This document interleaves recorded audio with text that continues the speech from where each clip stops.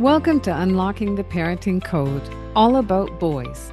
I'm Kathy, and this season is dedicated to exploring the unique world of raising boys. Parenting boys today can feel like trying to crack a complicated code, a mystery, especially when it comes to understanding their inner emotional world. Together, we'll dive into real life stories, share practical tips, and uncover insights to help you and your son thrive, not just survive. So grab your coffee, settle in, and let's unlock the parenting code, one boy at a time. Welcome to Unlocking the Parenting Code, all about boys. I'm your host, Kathy. Today, I'm welcoming Charles Hall, founder and podcast host at Crown and Compass. Drawing on his own journey through childhood trauma and years of inner healing work, Charles helps parents break free from limiting beliefs, develop emotionally grounded wisdom, and build strong, healthy attachments with their children. Whether you're navigating your own healing or simply striving to be a more present, compassionate parent, Charles's blend of personal experience, spiritual insight, and practical guidance will empower you to lead with both your crown and your compass firmly in hand. Welcome to the show, Charles. Thank you for having me. Glad to be here. So, Charles, you speak of healing from childhood wounds. How did growing up in a household where there was a workaholic dad and a hoarder mother, how did that shape your earliest understandings of attachment and what it meant to be a parent? Oh man. Um, so for me, one thing that it did to me that I really wasn't even aware of until like I started healing. Well, and that was like 28 years. So I was like unknowingly operating out of this. And it came out in negative ways, but I saw myself as the invisible hero, never seen, you know, never heard, the good child, the one that had to fix everything. And that ultimately developed me to strive in everything I did, which was good to an extent, but it would lead me to burnout and um, being overly hard on myself. And through the years, I was a failed parent, so to speak, is what I thought. Because I know I'm not a perfect. I know there is no perfect parents, maybe except for God. But I just I knew I had to start healing, and I knew that I had to start listening and being there for my kids more, and not even just like when I had them, like just around them, but like attuning to them and and and being aware of their needs and acknowledging them for who they are, um, from a less selfish perspective, so to speak, So, because that's what I was trained and taught. so did you not get that from your own parents? I mean, to an extent, I did, but it wasn't, from a kid's aspect, like standpoint. Like I know with my son, right? So, um, I know things different now, so I try to course correct, but I also don't try to overcorrect and like do something that's not there just because I'm thinking it. Um, but basically, like I listen more and ask better questions, basically, because my parents never asked me anything. They never listened to me. It was always me being there to handle their emotions.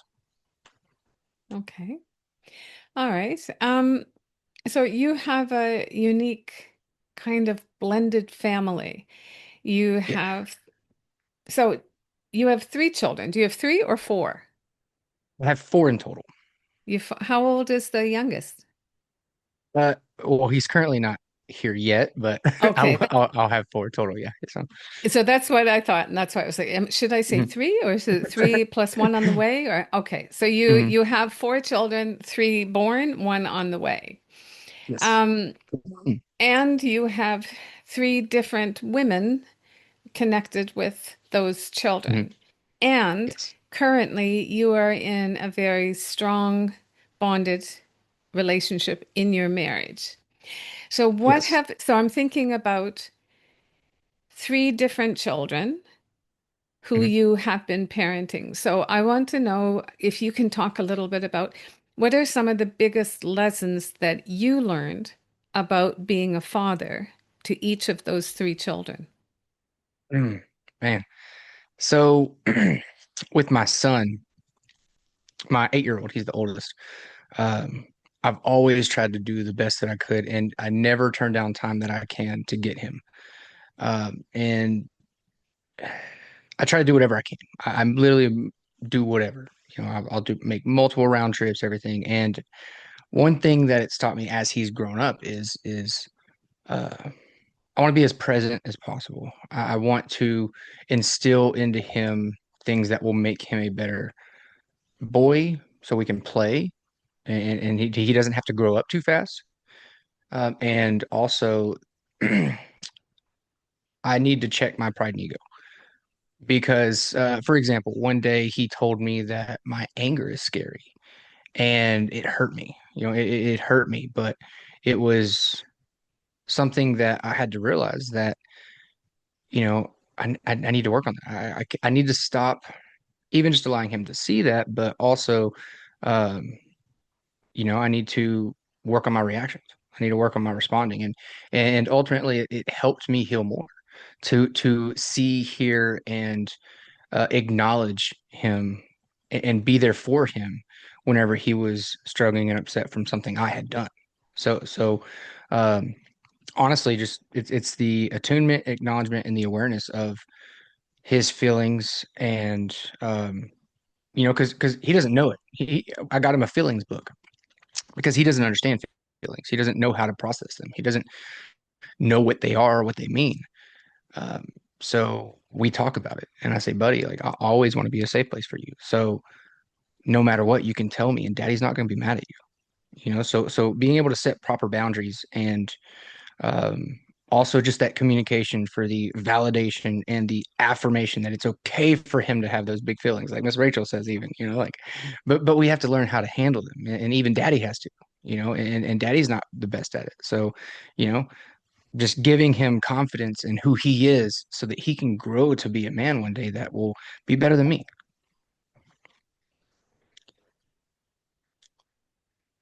So, when was it that your life changed? Like, there must have been some, like, was it 6 years ago? Was it 10 years ago? Was it 2 years ago? It was roughly 4 years, going on 5. It was in Okay. between. Oh, sorry. Sorry. So that's the kind of the point I want you to see if you can help talk to us about, y- you know, when we reach a point in our own life where we're Hmm. feeling more confident and competent and we're still learning, still Hmm. striving, still challenged, but we feel like, okay, I have a grasp on what my role is in this. Hmm. So if I remember right, your first child was born when you were only 24, right? Hmm. Yes. And and then your second child was less than 2 years after that. Hmm. Yes. So that was before you kind of changed your Hmm. approach at life. So my assumption, which I know you shouldn't make Hmm. assumptions, but I would Hmm. kind of assume that the way you were able to come across as a dad with your first child and then still with a second child would be very different than Hmm. how you are being a dad with your third child. Yes. So, in So, those first two experiences of fatherhood, mhm. what kind of a father do you think you were? um, I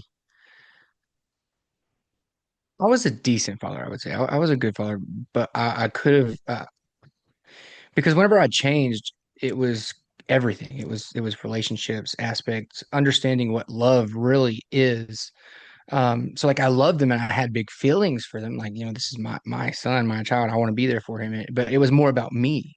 It was it was I was still trying to fix, so to speak, or heal something I did not even know was there. So I wasn't the best father. I wasn't better, or at least trying to heal. I wasn't trying to um do the absolute best thing for my child. because that's extremely difficult. You know, because sometimes it requires me to not be there because of certain situations. You know, like regardless of what it may be, you know, I don't want to damage him or hurt him, you know. So sometimes we have to realize that, you know, for example, so that my daughter, right, the one that I had that was right after Peyton, it was in a very bad relationship, like very bad. It was like toxic. I cheated a lot. It was, you know, I left while she was pregnant, and um, that made me feel very bad. Like, you know, I had resentment. You know, I was mad at myself. You know, how could I do this thing? And so basically, for a long time, about 4 years, 5 years, she, you know, didn't have her dad, and I tried to be there and do what I could, but that relationship dynamic also stopped me from being there. Um, but now she's with someone, and he seems like a very great man, and they're engaged, about to be married. And for me, it's like I see them happy, and I see them going through things, and I think me trying to enter that life and even try to be the father that I've tried to be this whole time would be just devastating right now. It would cause confusion. It would, you know, it would mess up something that they have that seems very put together, so to speak. And so that's kind of what I'm talking about is that I'm a lot more present now, especially stable, secure, safe, um, and that's how I've changed in a sense. You know, and what I can acknowledge and be aware of, and what I'm actually ready to even face. Uh, from my child themselves even. So Yeah, I think sometimes I don't think we really understand the depth of commitment that comes with being a yes. parent, and we don't Mhm. always have the support we need to help us grow into the parent that we want to be. Yeah. And it's challenging. So yeah, Hmm. no, it's a situation that is unfortunate for a lot of people. So Yeah. something that you say is you talk about the lies we tell ourselves when our needs go unmet as children. Can you Hmm. share like a powerful limiting belief that you discovered in your own story and then how you unraveled it? So I was unworthy. I didn't deserve love. Um, Basically being the invisible hero. Like I had to suffer and endure everything for everyone else. And there's a difference. And that's one thing that actually helped me change, or was a change in me, was I ran away from everything. I avoided everything because I didn't believe in myself. I didn't understand. I didn't know who I was, any of that. So I would just fall into things and just like, you know, I didn't have faith at the time though. So I was just being ignorant. I was blind, darkened in my understanding because of the hardness of my heart, you know, and I projected things and I blamed others based off of the problems and issues I had in my life, the pain, the suffering, sacrifice, the uncomfortability. And it was learning, praying, praise and worshiping. It was seeking out the information. It was, you know, sometimes crying at night and not having any answer. Because when we cry, we release cortisol. There's actually, you know, in our tear ducts, we release some cortisol, so it's stress relieving body. So even like, you know, dancing, moving activities and stuff, it helps us get that out. And I had so much pent up and that I was uneven aware of. There'd be times where I like get angry. I didn't even know why. And it was just repressed and pushed down. And because men, you know, we're told that, you know, emotions are weak. We're told that, you know, especially by older generations. And it's like, you know, what do we do with them? You know, and so I had to learn. I had to literally, I mean, God put me at a job to where I drove and I could listen to YouTube. So I started studying, listening to neuroscientists, Joe Dispenza, John Ashraf, Dr. Caroline Leaf, you know, and then I started like really trying to figure life out. Like I've lived 28 years or 27 years, and I'm like just now figuring this out, like understanding something that like I feel like I should have done already. So it's not giving up. It's perseverance, endurance, and resilience. And um, man, I forget the scripture right now, but it's in Romans. And it basically says if we endure, persevere, God will build character in us. It's not giving up. It's being okay with where we're at, even if we're broken. Even if like even if we don't want to admit it, it's finally surrendering, giving up, submitting, and saying, I look to God because to me, the Bible just seems absolute truth because my life has played out so much of scripture and word being made practically tangible through my life experience and learning information that I feel like the Holy Spirit has led me in to unravel and fix my issues. I think that there are, personally, I think that the decade of the 20s is the most challenging for Yeah. any young man. And I think a big part of that, where that challenge comes from, is society has expectations for this young man. And Hmm. without the recognition or acknowledgement that that young man's prefrontal cortex is not fully formed until Yeah. somewhere between mid to later 20s. So the expectations are really heavy on a young Hmm. man. And often that's where you get a lot of the repressed emotions, the confusion, the frustration, the loneliness. So I can only imagine being a young man in that phase and then also having the responsibility of being in relationships, either with partners or with children, that could be kind of like the perfect storm to um, Yeah. to have to navigate through. So not And easy, I'm sure. and to add on, so when I first started, I was living with my mom. It was me and my now wife. We were just dating at the time. We hadn't got engaged yet, but we were staying in a pop-up camper because my mom's house was so hoarded we could not live in it. Um, so we had our dog and everything, and like literally, it was like one of the ones that you have to crank, and it has a bed, like a little kitchenette thing, and yeah, so it was crazy. And then we moved into my dad's house, so as I'm living in the same places that I was traumatized and dealing with family issues and trying to show them what I'm learning and obviously being, told I'm wrong and why are you doing this? Why do you have these issues? You don't have enough faith. All this stuff. It's like I'm like finally realizing like God's leading me. Like there is I can't turn to no one right now. I'm like looking for a mentor, trying to go to my cousin Kyle as a pastor and like it just, I literally had to rely on God. Like I literally had to Proverbs 3, 5 through 6, trust in him and lean not on my own understanding because what he was showing me was a path, but I wasn't on it yet. He was breaking me down and deconstructing me so that he could basically plant new soil and give me a new heart. It's quite common, from my understanding. It's quite Mhm. common when people are in their early 20s that they are really searching for community. And some people will find that in healthy outlets like the church or Mhm. some sports, some music, something like that. Others will find community in less healthy outlets. But it seems to Mhm. be quite common that that particular phase of our lives, and I think it's both male and female, are Mhm. searching for something because you've gone out of whatever your home environment was, whether it was positive or Yeah. negative. You're moving into something new, and you don't Mhm. yet have your footing, and you're trying to find, something that's just eluding you a little bit. So I think Yeah. that's quite common.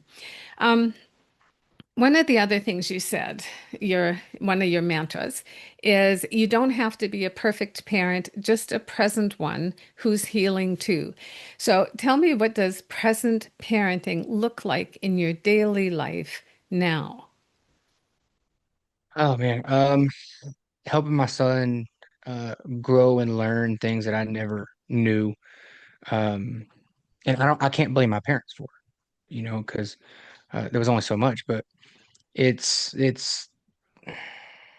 selflessness, a lot more selflessness.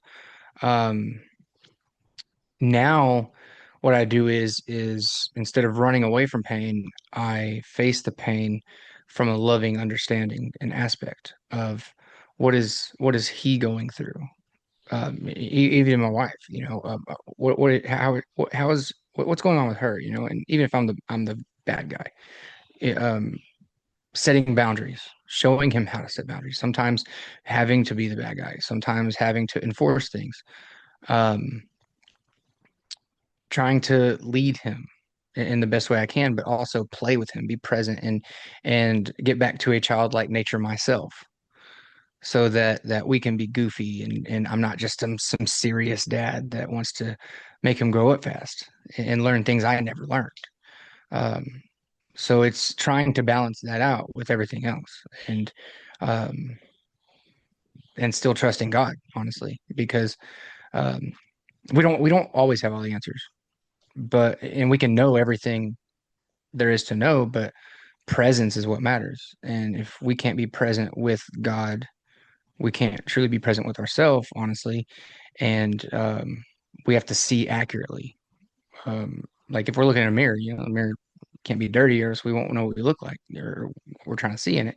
So we have to make sure that we're staying attuned and being regulated ourselves, finding peace, spending time doing quiet stuff, working out, being fit. Try to live to somewhat of a standard, I feel like. But if God's the perfect father, we have to mold that.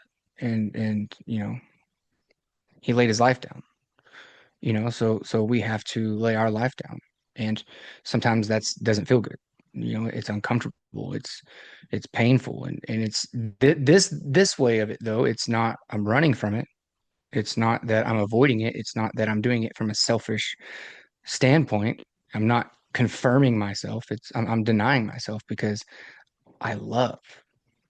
And even if they don't understand or know,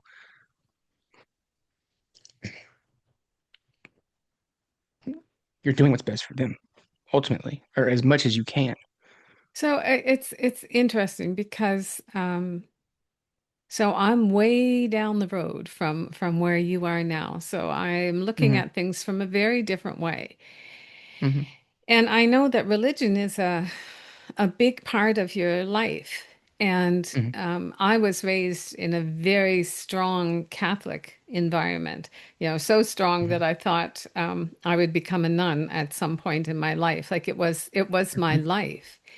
And I remember being in my early 20s in university and having left the church as a teenager and then going back to it for a bit, but also getting to a point that, it's kind of what's good for somebody might not work for someone else. Like anybody, Hmm. any trauma you are trying to deal with and understand better and move forward in a better way. What works for one person doesn't necessarily work for another person. Like that's really obvious Hmm. with things like taking care of your physical body. Hmm. Some person might be able to do this diet and this exercise pattern and it's perfect. The other person does Hmm. exactly the same thing and that's not their path. That's not what they should be on. Hmm. So one of the biggest things that came to me as an adult was this understanding of, like some people talk about God, some people talk about the universe, some people talk about the divine, some people talk about, the different religions themselves. And it's kind of like at the very, very core of everything is basically the power of love. Yes. And whether you call it this or you call it that, when that's the core, if that's one of your core values, and you're always striving to get better at it. So to get better at it, you've got to get better at dealing with your own feelings, your own baggage, your own trauma. Hmm. And that's kind of, that's how we can all move forward. So I just wanted to say that everyone chooses different paths, but we're all Hmm. connected. We are all Yes. connected by some core values on about humanity. So I wanted to ask you, so how do you handle moments when you see yourself parenting from your past? rather than from your current truth? What do you do? I have to first acknowledge and become aware of it. Um, so I have to do it like within seconds, before I like not I wouldn't say lose control, but I get too dysregulated to where I start feeding the anger because I know sometimes I have struggled with anger in the past. And sometimes you actually get a rush from the anger. I mean, it's the adrenaline and stuff, but even then, it's like you don't want to not be angry. So I have to not feed that, and I have to ground myself, and also not shut down either. So sometimes I have to sit. I just have to sit with it, and I have to change and correct. And as this whole process has developed, I go to my notes. So in my pictures on my phone, I'll save stuff, and I'll actually go and look for healthier tools to use, which is how to respond. So like how to say something better in more of a correct way, that's more loving.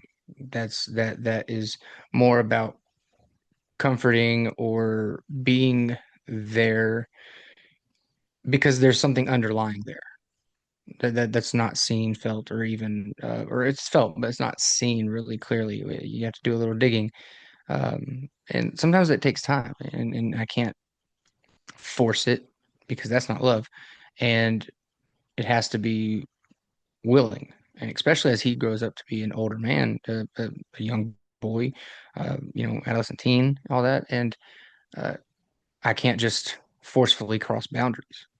If he's in the blanket and he's hiding and he's being reserved, it's because he's scared.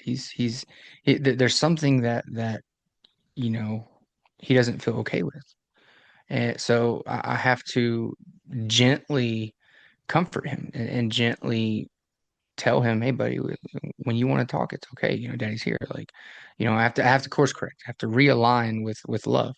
Um, because sometimes I mean we all fall away from that path of love sometimes, and life just gets crazy, and we just might say something that hurts someone's feelings, or even especially our child. We might snap or do something that's not loving, or even just too controlling or authoritarian like.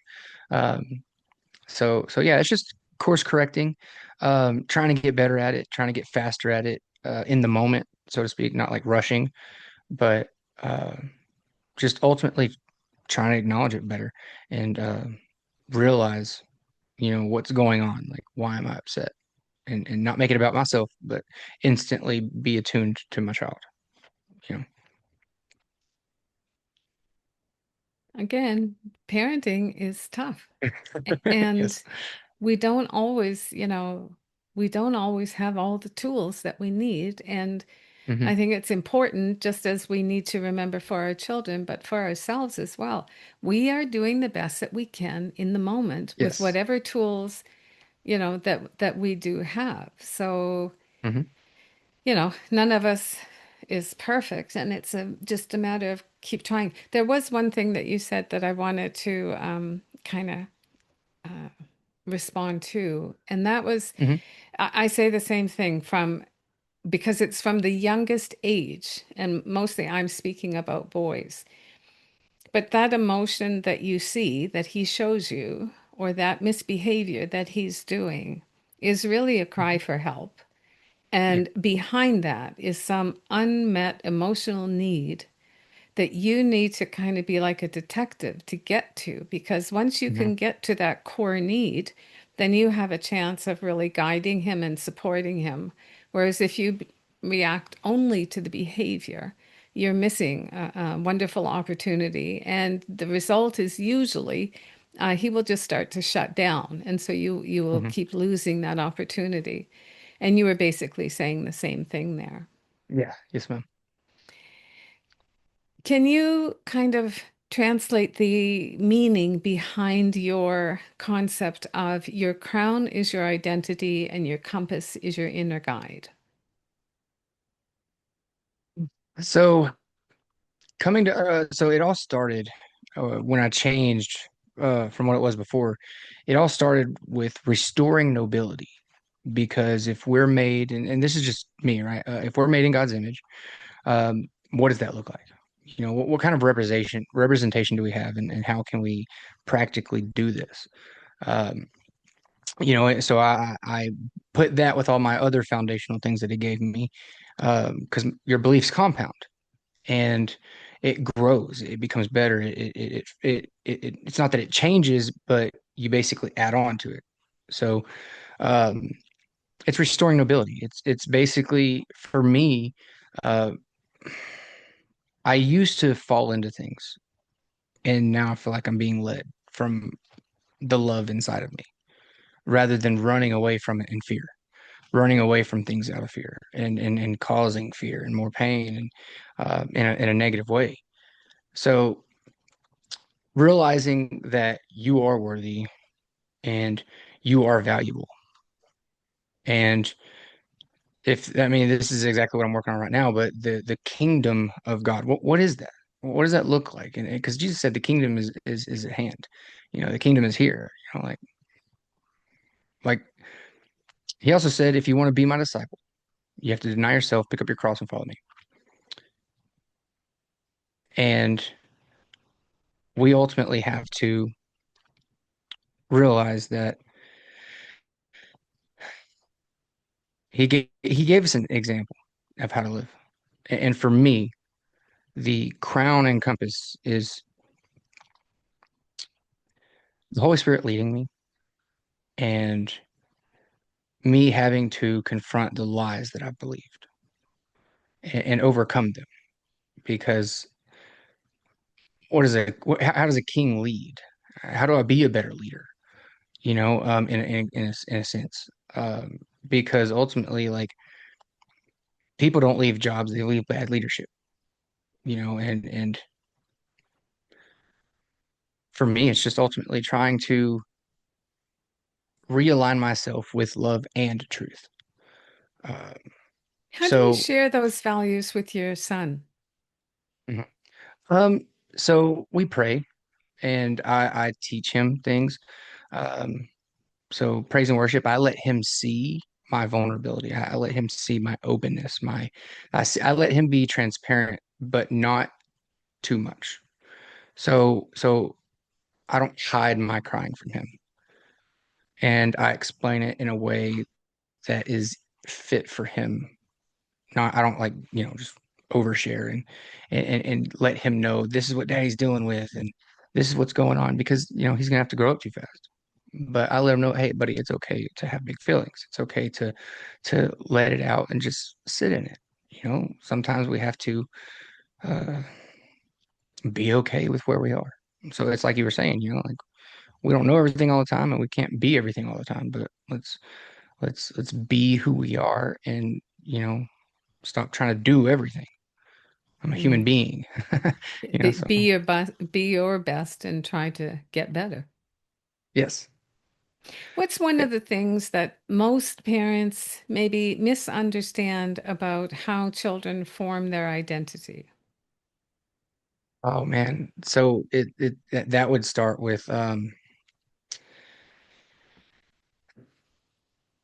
to figure out how to respond to this simply.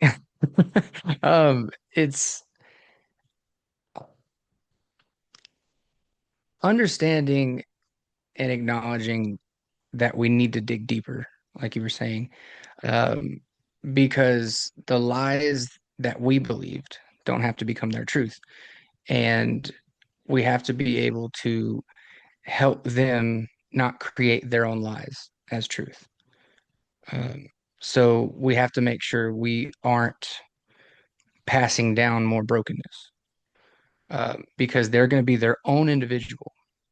That yes, they're my child, but he's going to be his own man one day, and I won't own him. I don't own him. I'm here to lead and guide him to be the best man he can be, and to help him do better than me, whatever that looks like for him. So helping him make better choices, helping him make better decisions, and sometimes it sucks, but letting him face his own consequences sometimes. If and most of the time, hopefully, I can be the one that handles those consequences because other people probably wouldn't, you know, sometimes they might be better at handing out consequences because I might be too scared or it might hurt too much to do it. But allowing him to make choices and decisions, and hopefully I can help align him with as much love and truth as possible that I have because I can't give him something I don't have. So, So you say that children aren't the problem, that our mhm, parenting is, and mhm. what we let them consume. But what does that really Yes. mean? Um, yeah, sorry. It really means not just giving them what they want to eat, um, or what they're okay with eating. Um, Going above and beyond to make things fun, but also realizing that there are boundaries.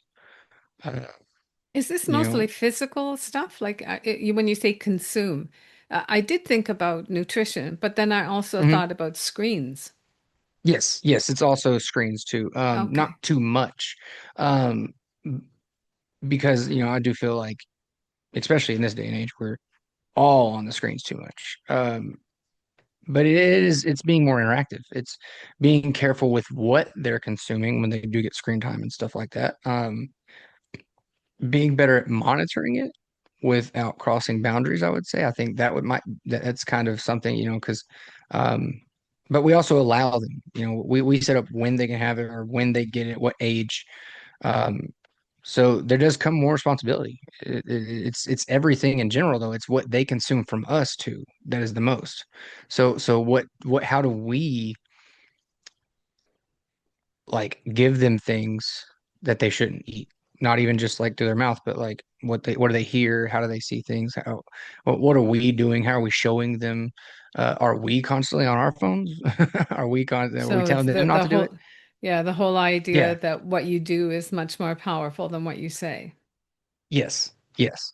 So it's not just, do what I say. It's leading by the example. And sometimes as the man, you have to enforce things.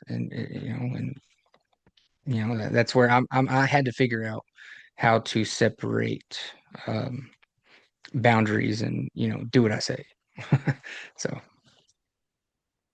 What would you say is your biggest concern or worry about your children growing, or your son, specifically your son growing up? He's 8 right now, right? What would you say is yeah, your biggest fear or biggest concern?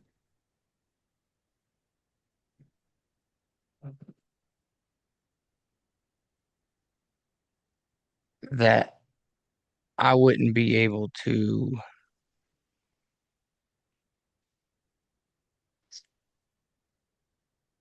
love him enough, probably, or spend enough time with him, or share with him enough truth before he has to go out into the world and deal with everything that's there. Because I can't stop him from living his own testimony, so to speak. Going through issues and problems. But I want to also instill in him the most accurate depiction of love and truth that there is. And when I say love and truth, I don't mean my version. I mean like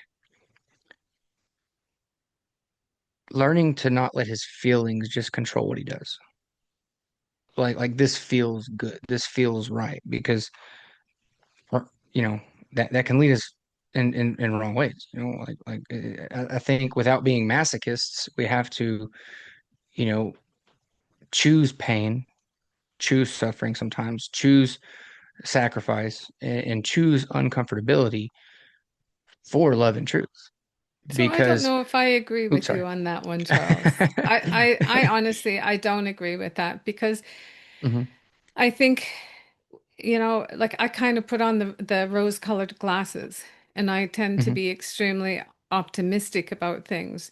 I don't want Hmm. to um, be seeing the fear, the pain, the anger. I want to Hmm. work on creating an environment around me that is surrounded Hmm. with respect Yes. understanding, Mhm. love, all Yes. the positive things. So I tend to shy away from the negative because I don't want to bring in more negative because that's where my thinking is going.